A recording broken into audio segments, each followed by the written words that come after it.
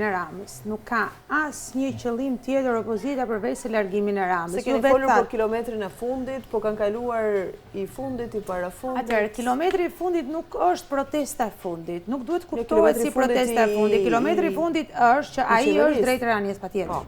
Ai është drejt rënies. Me të gjithë të mos harrojmë që antarët e Partisë Demokratike që janë në komision, deputetët e Partisë Demokratike janë njohur me materialin. Dhe kush është aty, antarët e atij komisionit mandateve, pjesë më e madhe kanë një background juridik. Dhe e dinë shumë mirë se ai lloj materiali çfarë pasjell. Ai lloj materiali dhe ato lloj provash shkojnë te Belinda Ballukut dhe shkojnë te Edi Rama dhe rënia e tij është e pashmangshme. Ju bët një pyetje dhe thatë, çfarë do të bëj Edi Rama? Kush do të jetë presioni që do t'i bëhet, dhe tani po pyesin çfarë do të bëhet opozita. Por pra, presioni do t'i vi nga opozita me protesta, të cilat do radikalizohen. Dhe do shtohen. Me thënë do radikalizohen më shumë se sa kaq, në ç'kuptim? Çfarë hapash? Se duket sikur Partia Demokratike ka qenë disi hermetike për të dhënë informacione se si do të veprohet në protesta. Herë është thënë një gjë, herë është thënë një gjë tjetër. Protestat bëhen me një plan masash. Këto janë planet cilat bën një subjekt politik për të bërë një aktivitet siç është protesta, tubim, protestë, revolt. Këto nuk thuhen në media që ne t'japim të bëjmë qoftë skenari. Jo, dakord, po kur thoni revolt, akoma më shumë revolt se sa kaq. Patjetër, akoma më shumë. Thuhet do të merren, do të ketë protesta ndryshme, do të ketë ndryshme të cilat mund të shkojnë deri në protesta afagjata, në grevurie, në ngujim në parlament. Pra janë disa skenare të cilat do të radikalizohen nga protesta në protestë. Bëm 2-3 protesta që i bëm në shesh, goditje institucioneve. Bëm protestën tjetër që ishte një marshim, e cila rezultoi... Protesta e fundit ishte marshim? Protesta e fundit ishte një protest në lëvizje, protest marshim. Po, një protest marshim, gjatë kohës që hecej, hidhej molotov... Po, patjetër që gjatë kohës që hecej, u hodh molotovu, dogjën 4 kazani, dha mundësinë bashkisë të bëj një tender, tani dhe të bëjë ca kazan të rinj, ca ta kazani... Atëre, ju po dilni në atë që thuhet lart e poshtë, që opozita ndihmon majorancën. Po pra, ne po ndihmojmë majorancën të... Mos e thuaj këtë gjë se... Jo, këtë e them në përgjithësi për këtë që them.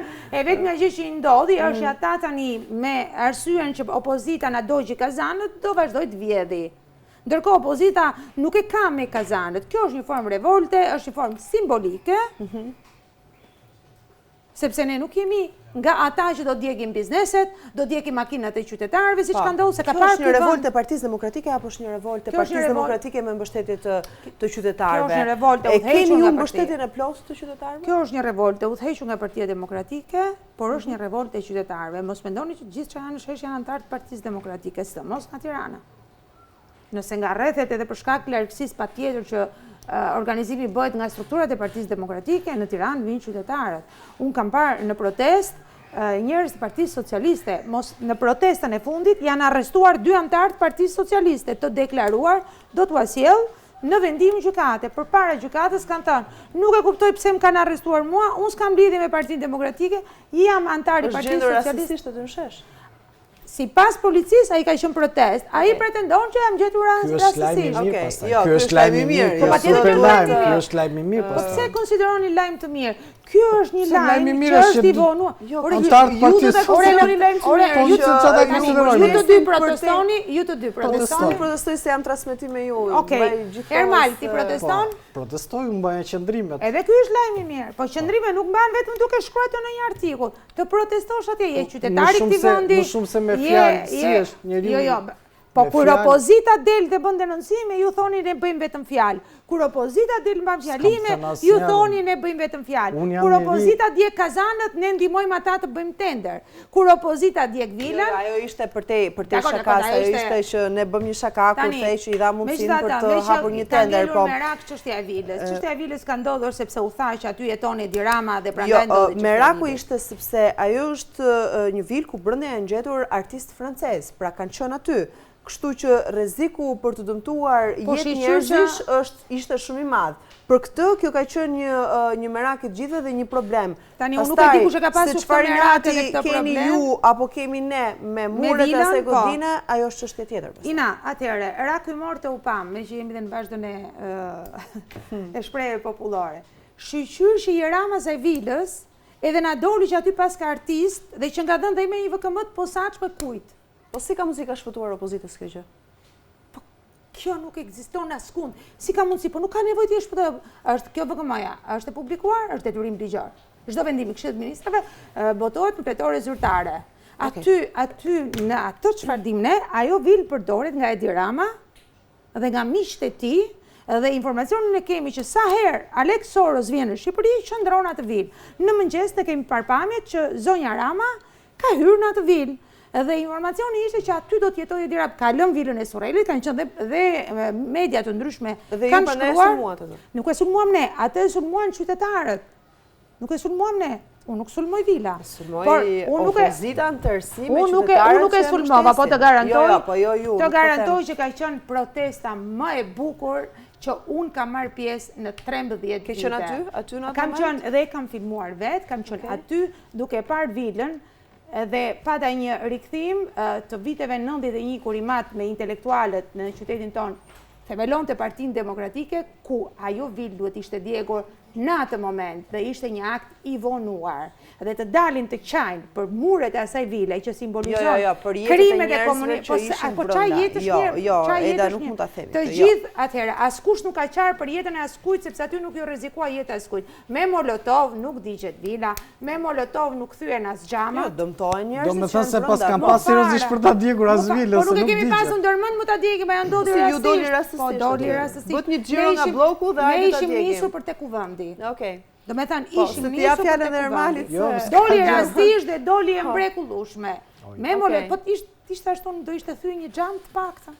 Okej, nuk e dim, këtë gjë nuk kemi marrë. Po jo, e dim se kanë vajtur, e kanë filmuar, dhe i është prishur pak boja, do ta lyejnë prap tenderi tjetër, do vjedhin prap, fajin e kemi ne që japim mundësi të vjedhin, pra ne bashkëpunëtor pra ju jeni ne duhet bashkëpunëtor merremi me këta. A jemi bashkëpunëtor ne, kush po e mban Belinda Balluku në parlament, a jemi bashkëpunëtor ne me ta? Kush ka vjedhur në këtë vend, a jemi bashkëpunëtor ne me ta? Dhe kush po e mban Edi Ramën në pushtet? Dhe kush po e mban Edi Ramën në pushtet, kush është bashkëpunëtor me ta? Okej. Ermal, si e sheh opozitën më të fortë pas këtyre protestave?